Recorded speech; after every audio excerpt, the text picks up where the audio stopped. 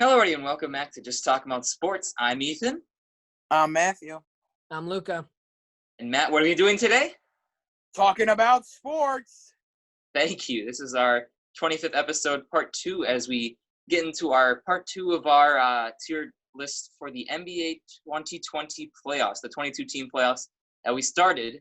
Our tier list got 11 teams in, and we like talking very, very long and spieling on and on, but we're going to try and speed it up for the second part of the episode as we cover the last 11 teams and where we think they're going to finish, and in our 5 categories, which are the championship contenders, the championship sleepers, first round exits, need a miracle, and gone like the wind. We'll put them into all those categories, and you'll basically just to learn as we go, but I hope you guys enjoy, and let's get right into it.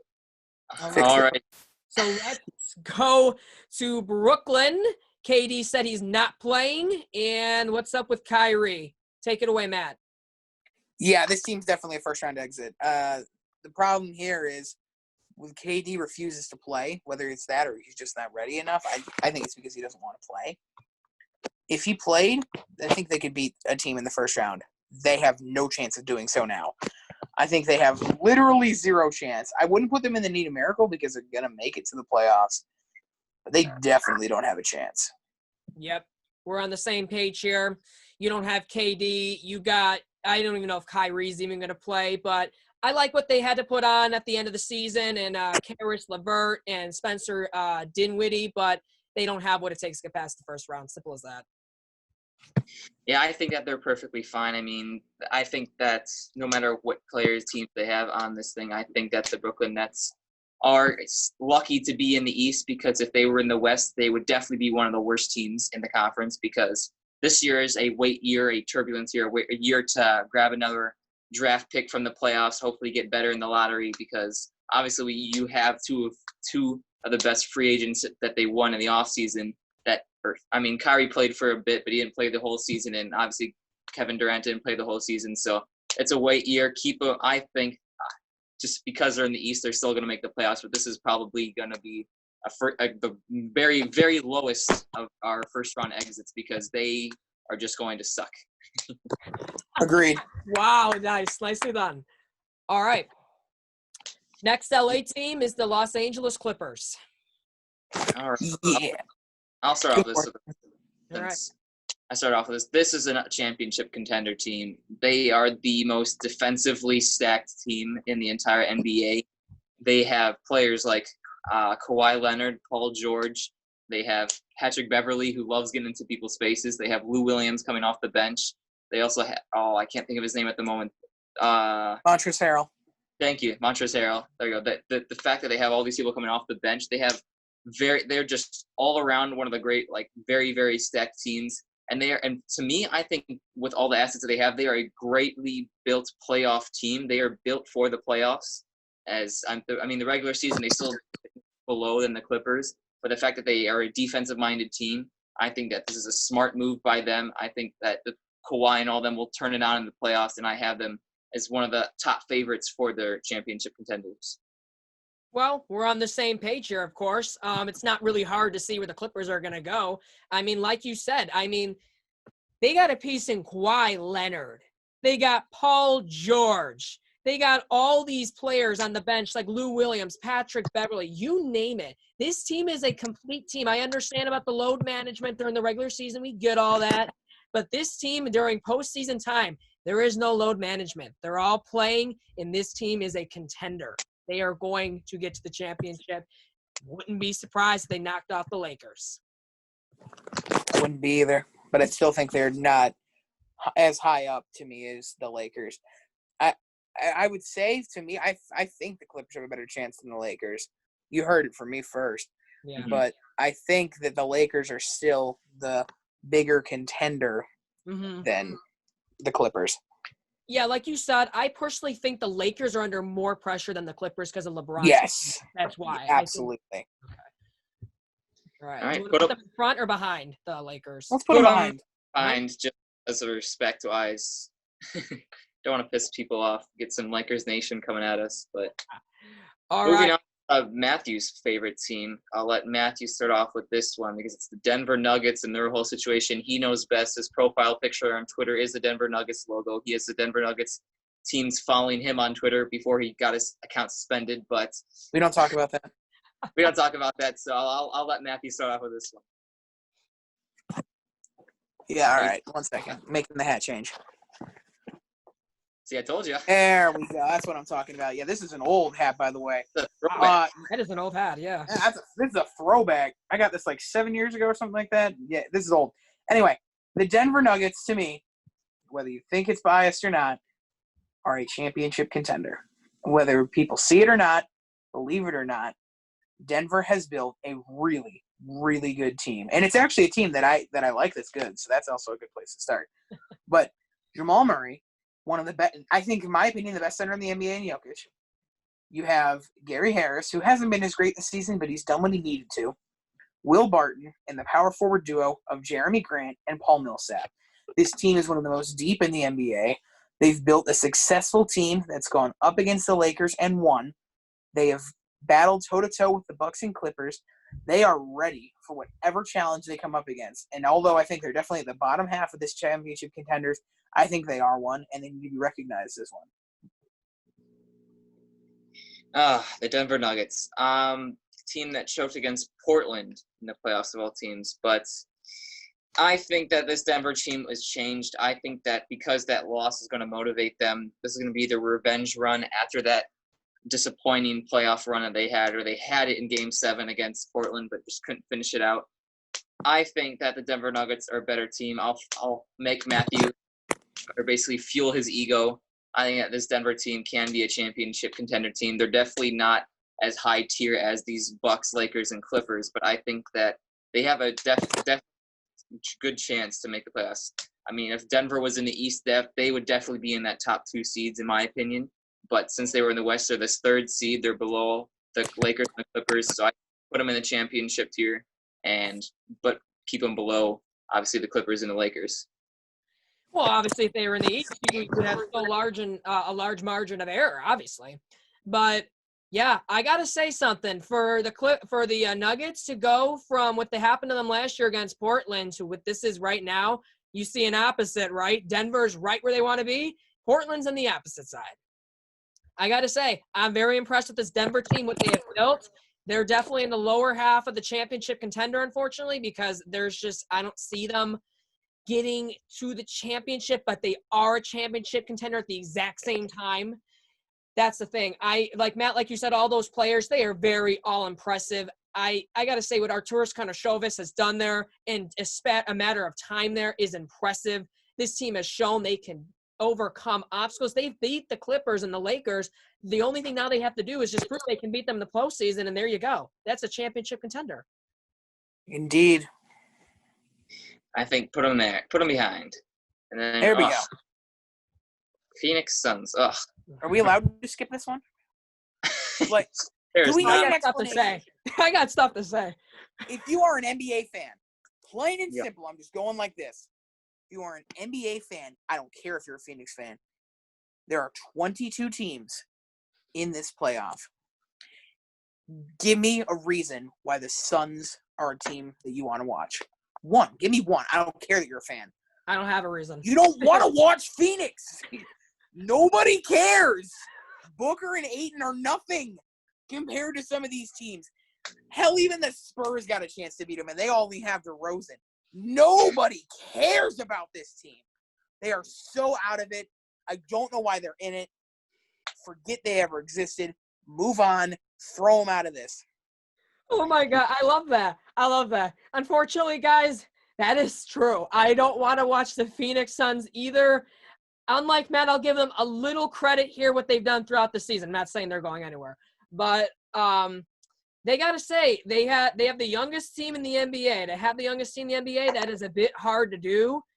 I got to say they have an emerging defensive anchor and finisher in DeAndre Ayton. And then, of course, you got Devin Booker shooting threes like there's no tomorrow. But this team does not have enough to even get to the playoffs. They're going like the wind. It's over. They got a season. They got to build more. They ranked 20th in threes made this past season. They got the defense. It's just that when you're home after such a long amount of time, you are going to expect teams to rely more on skill and experience, not fresh legs. So they're done. 2 words. They're done. Just like you said, there's nothing much to say. Phoenix sucks. They are going to. At least I'm trying to be nice. Okay. They are young. Nobody cares about them, like Matthew said. I mean, if you watch the NBA, the only people care about is Devin Booker playing on the NBA, basically playing 2K. It's the only thing they care about. So I think that no matter what they do, I think the Phoenix Suns are just going to suck. I think at least put the Phoenix Suns ahead of the Spurs just because the Spurs have nobody, but they are really out. The thing is with the Suns, they started the season off super well. They beat the Sixers early and were one of the last undefeated teams up. Wow. Okay. But they're nothing. I didn't realize beating the Sixers was an accomplishment, but okay. When the season started, it was considered an accomplishment. All right. Now, not so much. I'll give you that. All right, guys. We're going to get to this team. One of the most surprising teams I've watched this season in the Memphis Grizzlies. I think that Memphis is going to surprise a lot of people. I don't think they're going to win anything in the playoffs there, but they are going to make it there. Something that nobody saw coming to start the season. Morant, who came straight out of the gates, is a strong player. Jaren Jackson developed well. Valanciunas has been a major help. Brandon Clark, the minute he was in the summer league, people started realizing that he was a sleeper. And they have really built a surprisingly good team. And give them a couple years, they could be something big. Yeah, that's what happens when you have that many draft picks and you've been sucky for so long. You finally are able to hit that mark, and I think that finally getting that Ja Morant was that final piece to start I basically turned their entire team around. They were stuck in rebuilding years, and now after getting Ja Morant, they actually have a legitimate chance. Players are maybe actually looking at this team like, oh, there's actually such a thing as the Memphis Grizzlies, and yes, so I think that this Memphis Grizzlies team will, no matter what people say with Portland has a chance, the Kings have a chance, New Orleans has a chance, I think Memphis has got this thing secured. I mean, even giving them the chance, it'll just be, yay, we made this somewhat playoffs. But I think that Memphis has got this. They're going to be a surprising team. Sucks that they have to verse the Lakers, probably if they get to keep or stay where they are in the 8th seed in the first round. But I think they might be able to surprise some people, and this will be their first year of many to come for their playoffs runs. Nicely said, both of you. I mean, the Memphis Grizzlies, I believe, shocked multiple faces and people this year. As of right now, they have a 3.5 game cushion over the several teams that are fighting. I don't think they're going to lose that. I just don't think those teams below them could possibly gain up on them. Yes, they have a lack of playoff experience. I found this interesting. The active Grizzlies roster has a total of 2,189 career playoff minutes, only 112 more than Damian Lillard himself. That just tells you they just don't have to get past the first round. It'll be nice to see what they have to put in the first round, but we'll see you next year with Ja Morant and the rest of the crew. Put them in the back of first round exits because they're going to be that. They're better than the Nets. Oh, I forgot. I forgot we even had the Nets there. Yes. All right, ladies and gentlemen, we got to get to my team here, the one that has surprised me throughout the season. They're not my team, but they've surprised me most throughout the season. I actually watched this team throughout the season, surprisingly. The Miami Heat. They're good. Oh, boy. They're really good. I think this team surprised way too many people. And it's not even that it was Jimmy Butler. It's definitely not Iguodala. He was nothing before this whole thing started. It was Kendrick Nunn. Who thought this kid would come out of anywhere? Undrafted rookie. No one knew who he was. Then he goes off in the final game of the preseason, drops 40, and everybody's like, wait a minute, who is this? Then starts playing at the starting point guard position, starts going ham in the first 2 weeks of the season. And people realize that, so we just missed this guy. Wasn't on the scouting report. I don't know what they did, but they missed something. And he was in the consideration with Zion and Ja for this year's Rookie of the Year. We put those three in that situation. Those were the three. The Heat are a championship contender. And that, plain and simple. I think they're a championship contender. I think they're better than the Celtics. They're better than the Pacers. We're going to put two teams in there for the East, I think. Miami should be the other. Yeah. The fourth does not say enough for this Miami Heat team. I mean, kind of like you, I've I enjoyed watching this Miami Heat team because they actually played with heart. They didn't say, "Oh shoot, I have to sit on that bench." They don't have one star players that gets paid millions and millions of dollars. They're just a bunch of people working for one goal and to make the playoff or to win the championship. You've got people like Jimmy Butler, Tyler Hero, who they just drafted, who's been actually hot from the three. They have Duncan Robinson, who people passed up on. Love Duncan He's Robinson. been literally one of the top 3-point shooters in the entire league. You got Bam Adebayo. God, There we go. Yeah. the man who won the skills competition, yet being a power forward out of all the people Doesn't compared to shoot threes, by the way. Yeah, he does shoot threes. Still pulled that out of his butt. You obviously you said enough about Kenyon Dunn. They got Andre Iguodala, just get that veteran role. They even got Gordon Dragic. Oh, Gordon Dragic. I cannot say that name for my life. And then Derek Jones Jr. They got so much talent on this team to like come out of the thing. This was a fun. This is a fun team to watch. I mean, there's some other teams that are like they just throw it to Giannis and Giannis always scores and Giannis always scores. This team you don't know who's going to score every single time because there's a new person scoring at every single moment. And all the play that thinks that team is built for the playoffs. I think that they are you should put them in the championship contender team. I think the fourth seed in the Eastern Conference doesn't say enough for them, and I think they have a legitimate chance. I do too. Let's just say we all agree. The Miami Heat, once again, great job by Eric Spoelstra, the coach. Great job coaching again this team. This team is young. It has talent. You got Jimmy Butler on this team. I mean, it's not even Jimmy Butler. Like you guys said, they have all those other young players that nobody even knows of. The reason for that is because they haven't got their name out there yet. But once they do, you won't forget them. And I'm telling you right now, this is the team. If Milwaukee loses, they are losing to Miami Heat. Otherwise, I do not see anyone beating Milwaukee. I mean, it is definitely going to be a competition between this team and Milwaukee. I remember Miami, if you guys don't recall, they beat Milwaukee twice this season. 131-126 and 105-87. And Abayo's the one that kept Giannis to 13 points in one of those games. Be careful out there, Milwaukee. I would call the Miami Heat the book killers. If there's anybody who has a chance to knock down Milwaukee, it's Miami. I'm going to put them behind Denver. That's what I'm going to do. Yeah, I would say that's definitely an accurate representation of them. Mm-hmm. Fourth seed suck. All right, the Philadelphia 76ers. Trust the process. More like trust the failure. Ben Simmons can't shoot threes. Is there anything else to say? This team away from home. That's another thing you can say. Overrated. That exactly. They have talked way too much about this team, and it's just turned into a disaster. I mean, they had the assets. Last year would have been the big year to win, and they just got unlucky with Kawhi's magical shot in Game 7.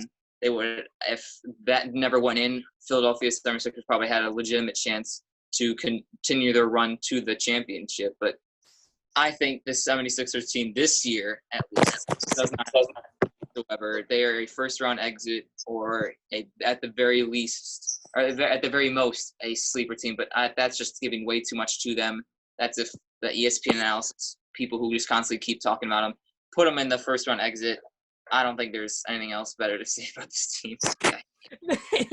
They ain't sleepers, okay? They ain't no sleepers, okay? Remember, they're 28-2 at home, but away from home, they've only won 10 games. They ain't no sleepers, okay? Ben Simmons and Joel Embiid, they cannot play together. Simple as that.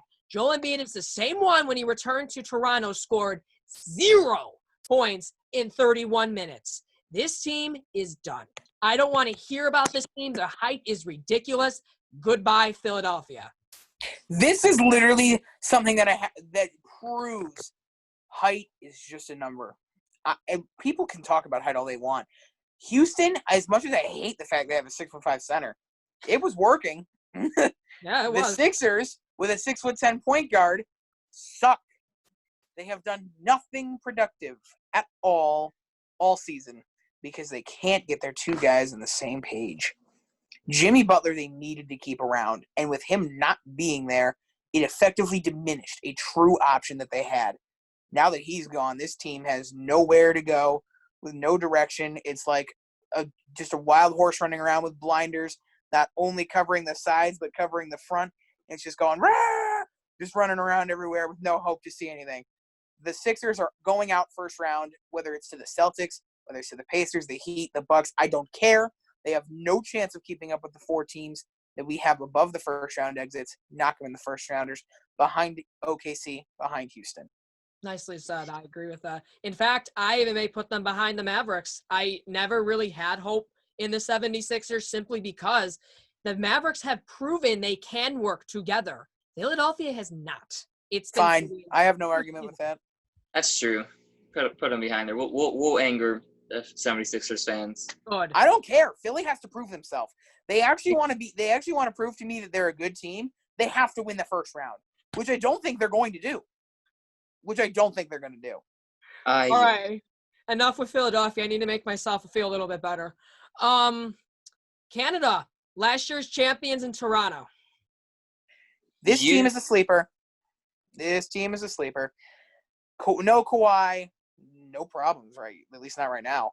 I don't think they are a championship contender because they don't have that Kawhi kind of guy. Because Kyle Lowry ain't cutting it. But Van Vliet last year was more of a novelty than anything else.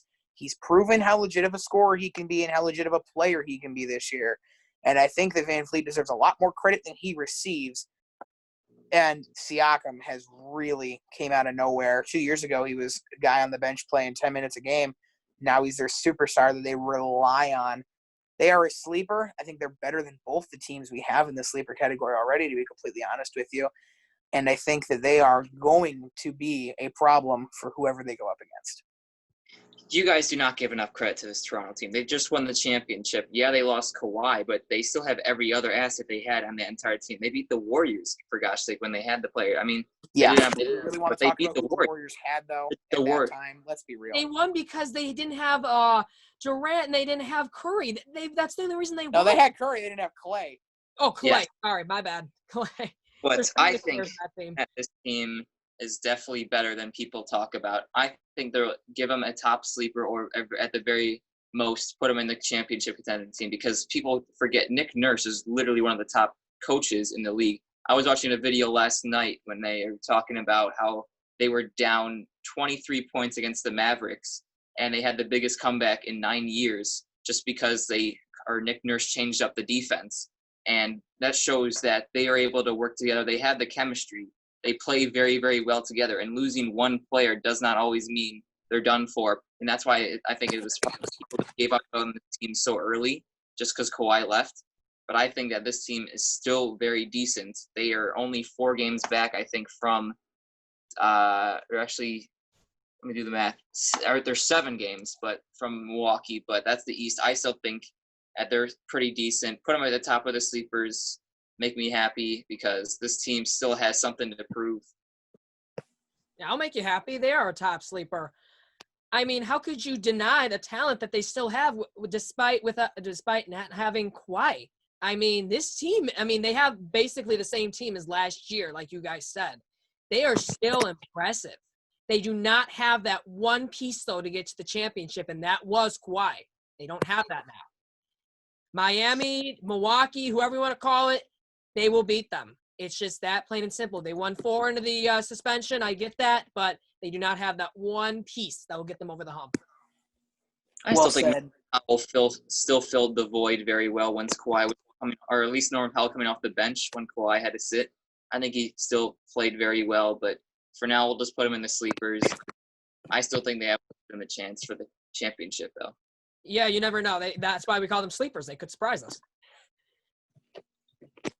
All right. Here's Utah. To the gross, sneezing, touching Mike's Utah Jazz. Nobody likes Utah anymore, do they? I mean, that's really going to ruin them forever. I mean, if people hate Houston, people hate Utah more, especially after what happened to the whole NBA season and the whole Rudy Gobert situation. There's going to be some definitely anger and some revenge happening. I would pretty much, even though Utah is the 4th seed, I don't know if I could trust them. I think they're probably, you give them the top of the first round exit or somewhere behind the OKC Thunder. But after that, I don't really, they're not going to make it past the first round. And they have some decent talent, but the way that the NBA season ended because of them. I think there's a lot of angry people, and I think that anger is just gonna stay on the court, and it's gonna be some revenge games for these other NBA players. Yeah, we're on the exact same page here. What they did is, I mean, what Rudy Gobert did was just stupid. Okay, it was just stupid. They got Donovan Mitchell as well on that team, but the problem with Utah, whenever they make the playoffs, they find a way to lose in the first round. It's every time they make the playoffs, and I can't stand it. Which is why they're always a first round exit, because whenever they make the playoffs, they find ways to lose. They need to realize the postseason is not the regular season. You're going to be playing a good team. Therefore, you need to play better than you did in the regular season. So they're going to be going, I would say I put them behind, like you said, Oklahoma. That's what I would do. Here's the thing that I have here. We already have our 4 first-round exits from the Western Conference. I think that the Jazz are better than all 4 of these teams. It's just a matter of can their chemistry survive with Donovan Mitchell and Rudy Gobert. I do think the Jazz are the bottom sleeper. I do. Because simply, if you look at the other 4 Western Conference teams, they're just not as good. Either that, or we do put the Thunder up in sleepers, and we throw the Jazz in first-round exits. That's a good point. That's a good point. I think that the Jazz are better than them, personally. They have the better team. They have the better chemistry. I mean, listen to this team. You got Mike Conley, Donovan Mitchell, Joe Ingles, Bogdanovich, Rudy Gobert. They just have the better team. Yeah. Whether people hate them or not, they have the better team. Yeah, you have a good point, because they could probably they will beat Houston if they need to. And they can beat the Oklahoma City Thunder too. So you got a good point there. I can see it. Put them behind there. There you go. All right, let's make this brief, because I don't want to talk about this when I'm going to get the press by talking about this. Can we just put them in the gone like the wind? Yeah, they should have just kept the 8 Eastern Conference. They should have just kept the 8. Nobody needed Bradley Beal. I'm sorry. Nobody needs you. Nobody cares. Move on. Enjoy your 8 games without John Wall and with absolutely nobody apart from Isaac Bonga. So enjoy your time. Bye. That's it. That's all I got. Yeah. Nothing to say. They suck. They suck. They suck. Okay. I'll just say that Bradley Beal, enjoy your $72 million, and otherwise, goodbye. Put him in the Need a Miracle, though, and I'll explain why. I think that I think put them in the Need a Miracle. Just do that. And I think it's because they're not as far out as you think. They're only 6 games. I would say put them in the Need a Miracle. They're not totally out. They're the only Eastern Conference team left, apart from the last one we have, which is Orlando. They're the only one. I say keep them in the gone like the wind, because Sacramento. You genuinely think they have no chance? I don't think they have a chance. Washington has no chance. They're better than Phoenix. At least well, Sacramento and Phoenix have a better chance to win these 8 games than they do. You know what? I'm not going to argue that. All right. So I have a question for you then. How are they better than Phoenix? Because Washington is 30th in defense efficiency, and I thought they were 31st. I thought they were 31st, even though there's only 30. It doesn't matter. The point is, honestly, I didn't know Wizards defense existed. Let's be real. I didn't even know they played defense. I didn't even know they knew what defense meant. When your best defensive player is a guy who is a 70 overall on 2K, then you have issues. Like, Bonga is mainly known for his defense, and he's like the only guy who I see putting in effort on defense at all. And yes. That's sad. That's sad. Fine, put him in gone like the wind, because if they're starting small forward as Isaac Bonga, they deserve to be there anyway. I don't want to watch them. Okay, that's just start. I'm sorry, yeah, Isaac Bonga or any Isaac Bonga. Nobody's going to watch their games. Nobody cares. Until John Wall comes back, nobody cares. All right, move on. Move on. Disney World, baby. Orlando Magic. Home field advantage. I don't want to hear that either. Man, I think that the Magic are definitely the first round exit easily. Vucevic and Aaron Gordon and Markelle Fultz is finally actually playing NBA basketball. But Vucevic and Aaron Gordon have surprised. They've done what they've needed to do. They're going to make the playoffs, and they're going to get swept by Milwaukee. That's it. I mean, there's nothing. I mean, they'll maybe win one of those Magic games like they had at the last-minute 3-point shot against Toronto. But I don't really see – I mean, the Magic are continuing – they're not fixing their problems. They are just deciding to get Markelle Fultz and other random players, and even Mo Bamba, who Mo Bamba has his own song but doesn't really play as well as the song says. But I think that this Orlando Magic team is definitely towards the bottom of those first round exits. The 18, they're stuck against the Bucks. Does not. I mean, they're basically against Toronto or the Bucks because the Magic are tied.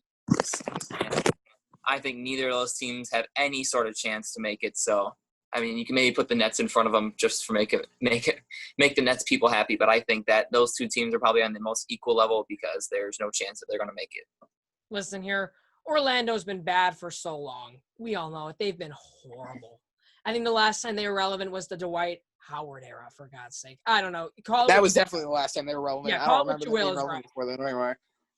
I mean, like you guys said, they got certain players on there that are actually working out pretty well. This year's not the year. I don't know when the year will happen, but this team. Oh, there isn't a year. They don't have the pieces. They don't have a team built. This year, like they don't have the money either. Yeah, they don't have the money either. Good point. Like it's just the problem is when they play these 8 games, they'll probably win 2 or 3 meaningless games, and then before you know it, Milwaukee comes in town or Toronto, and they get their you know what smoked. Okay. Oh yeah. That's it. That really is all there is to it there.